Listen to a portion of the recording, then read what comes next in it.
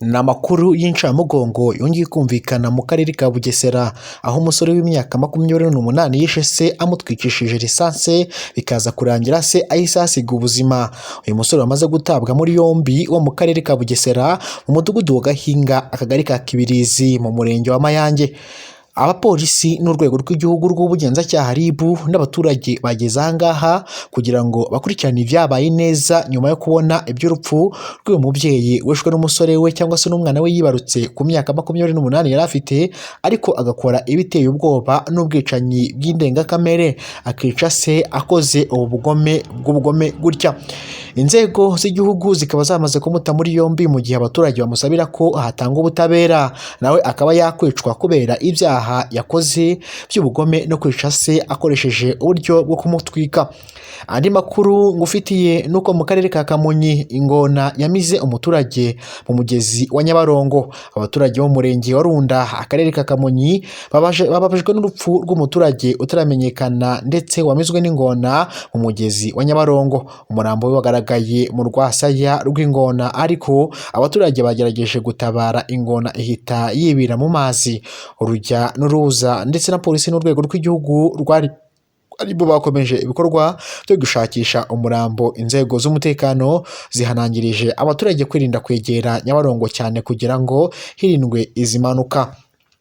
Ni amakuru ngiye kugezaho nanone uze kubwira umwicanyi ruhebwa mu mateka y'isi, ndetse umugabo wishe abagore bagera kuri 93. Ni amakuru yose ngiye kugezaho kuri no YouTube channel Kidasamura TV Rwanda. Niba rugamba ruhageze kandi buto yanditseho subscribe kandi no kunzogera, bizajya bigufasha kubona amakuru n'ibiganiro byacu bya buri munsi tugutegurira. Tunakugezaho amasaha 24 ku yandi 24.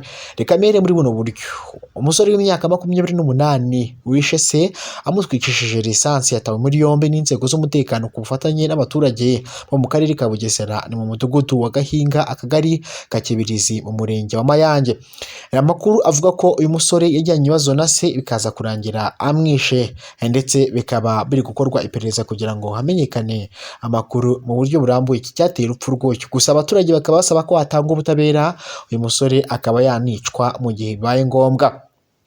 Amakuru azindutse avugwa muri Kivu y'Amajyepfo mu nyihanganira n'inshi mu yandi makuru. Reka yombe nyaretseho gato, turaza kuba tugarukaho mu bindi bihe nari ngiye kuvuga mu kubera mu burasirazuba bwa cya gihugu, ariko reka tubesubitse. Abanyerondo babiri bacungaga umutekano mu isantere ya Benda bafashwe n'abagenzi babo bari kwiba mu iduka ry'umugabo witwa Bandukiye Odette Sori. Ni umubyeyi nyiri duka rero yaramaze igihe abura ibicuruzwa bifite agaciro karenga 300,000 atazi ababijyana. Ubuyobozi buvuga ko nibaramuka bahamwe n'icyaha bazishyura ibyo biyibye ndetse bakurwe no mu irondo ry'umwuga ubuzima bwabo bwose, usibye n'ibyo ngibyo banafungwe.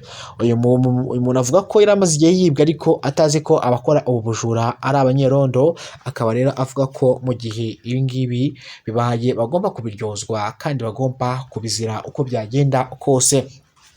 Abanyerondo babiri rero ari we Ndayishimiye Elia w'imyaka 19 na Dusingizimana Emmanuel w'imyaka 25 bo mu irondo ry'umwuga rero ryacungaga mu isantere y'ubucuruzi ya Benda mu mudugudu wa Gahira, akagari ka Benda, umurenge wa Rangiro, akarere ka Nyamasheke, bafungiye kuri sitasiyo ya RIB ya Kanjongo nyuma yo gufatirwa na bagenzi babo mu iduka biba. Bafatiwe mu iduka rya Bakundiki Odette wari umaze iminsi azagasanga ibicuruzwa bye byagabanutse, abona byibwe, yareba akabona nta rugi bishe naho batoboye bikamuyobera, akanagira isoni zo gutabaza avuga ko bamuhindurira umutekamutwe kuko naho yabonaga yabinyuza. Yagize ati, nari maze kubura ibicuruzwa bifite agaciro k'amafaranga 300,000 by'amafaranga y'u Rwanda.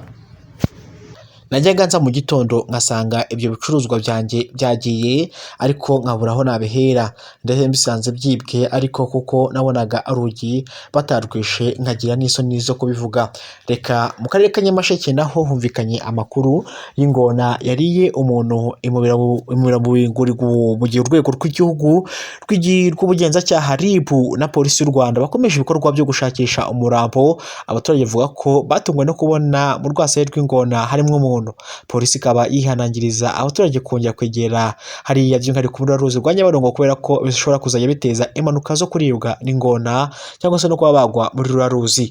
Ni hano nsubikiye ayo makuru. Imana iguhe ibyo kurya, amafaranga ndetse n'ubuzima buzima.